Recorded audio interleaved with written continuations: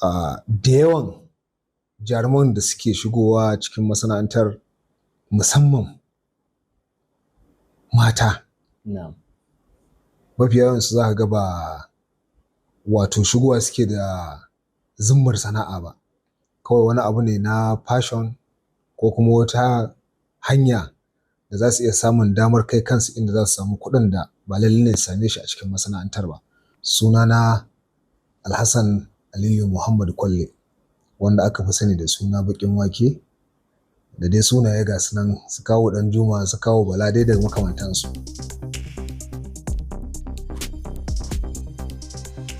To, kai tsaye wannan alaƙoƙi da ka tambaye ni zan iya cewa babu su, amma dai ka san har kullum shi duk mutumin da aka ce jarumi ɗan wasan kwaikwayo, to kwaikwayar halayya da ɗabi'un mutane kake, mai kyau ko mara kyau, domin ka nusar da mutane ko kai musu wani nuni akan wani abu da ake son a gane. Amma dai gaskiya ba wanda zai ce baya son kuɗi, ba kuma wanda zai ce baya iya kafiya akan wasu abubuwan. Amma dai gaskiya a zahirin gaskiya ba haka bane ba, kawai yanayin aiki ne yake mai da ni haka. Lokaci ne babu, amma an da lokaci yayi za a gani. To, wallahi ni ba ma kamfanin su 2Effect ko mai shadda da kai magana ba, ni a Kannywood gabaki ɗayanta ba ni da wani mutum wanda muke da wata matsala da shi. Kawai duk kamfanin da ka ga ban samu damar shiga na yi aiki ba, to in ka je a baya za ka ga na yi. A yanzu kuma ya danganta da nawa lokacin.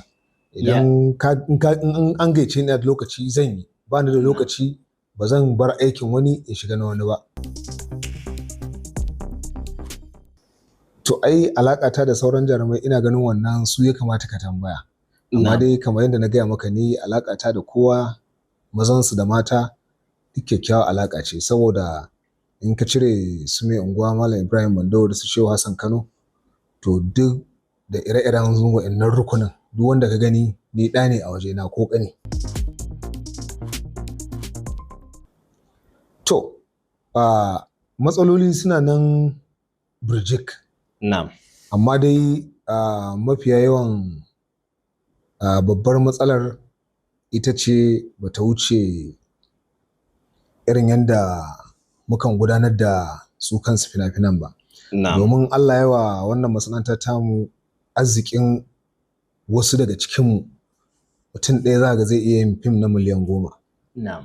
To inda a ce za a dunkule a iya samun duk mutumin ɗaya da zai iya fim na miliyan 10, miliyan 20 shi kaɗai, a ce to su wa'innan masu wannan ƙarfin za su haɗu su biyar, su haɗa miliyan 20 su ce za su yi fim ƙwaya ɗaya, to na yi imanin babu inda ba zai je a duniya ba.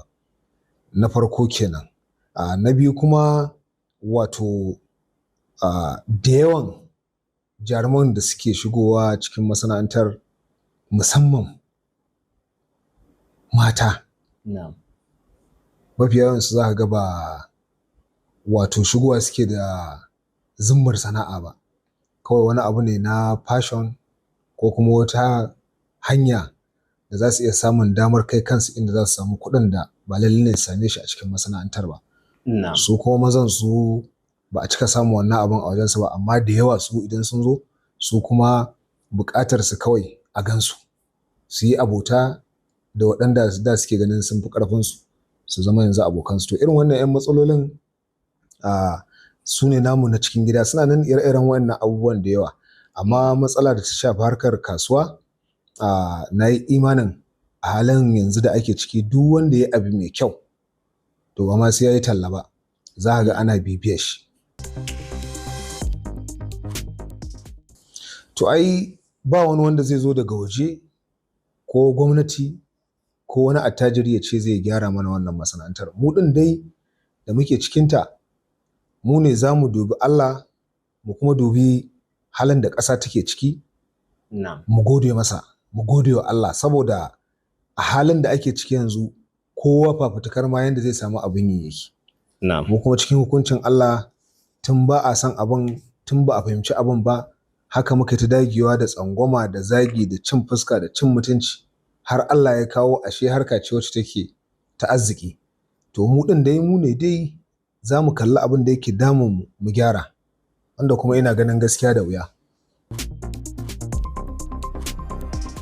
To abin da zan rabe da shi bai wuce in gode wa masoya masu bibiyar kallon fina-finai na ba, kuma in yi fatan ko kuma kafin fata in nemi afuwarsu, don na sani sau da yawa akwai abin da zan iya fitowa su ji bai musu daɗi ba, misali na taka rol. Kuma su taya mu da addu'a yadda muka ɗauko harkar nan lafiya, fata na in gama da ita lafiya.